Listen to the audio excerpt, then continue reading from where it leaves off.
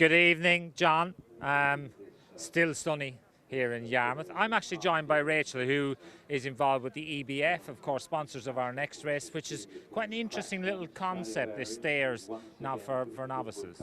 Yes, so basically these races have been going for about 5 years in a slightly different guise, and the purpose of them is to give 2-year-olds with staying pedigrees a kind of a first foot on the ladder on a slightly more level playing field than if they had to run against kind of pure sprinting 2-year-olds essentially.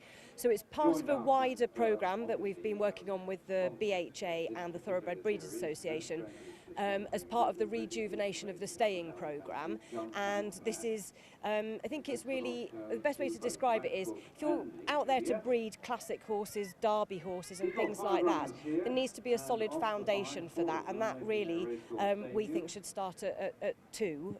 So it's giving these horses with slightly stouter pedigrees the option to start that journey at 2 rather than maybe waiting until their 3-year-old career. And I was just having a quick look as well. There's a bit of a bonus involved in some of these races as well.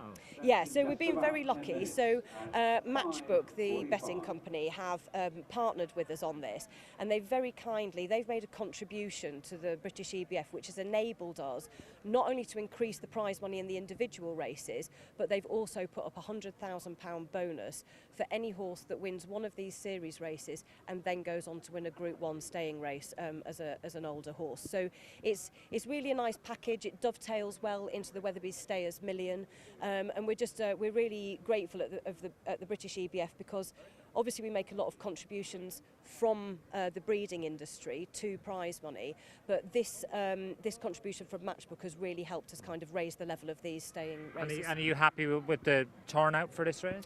Yeah, I mean, so this race, because it's quite early, it's the numbers are usually a little bit on the low side, but the field sizes tend to get bigger as we go through the season, and I think what's great about this race is we've got everything from a $1.3 million fantastically bred horse by Godolphin, and we've got Hugo Palmer's 6,000 grand guineas purchase. So I think what that really tells you is this isn't just an owner breeders race. It's not just for the really big operations.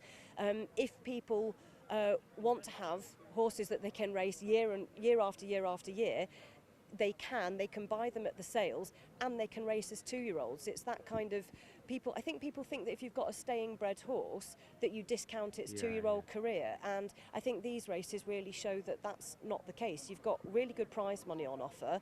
You've got 16 opportunities through the latter part of the season, so hopefully it'll get people racing their slightly stouter bred horses a bit sooner.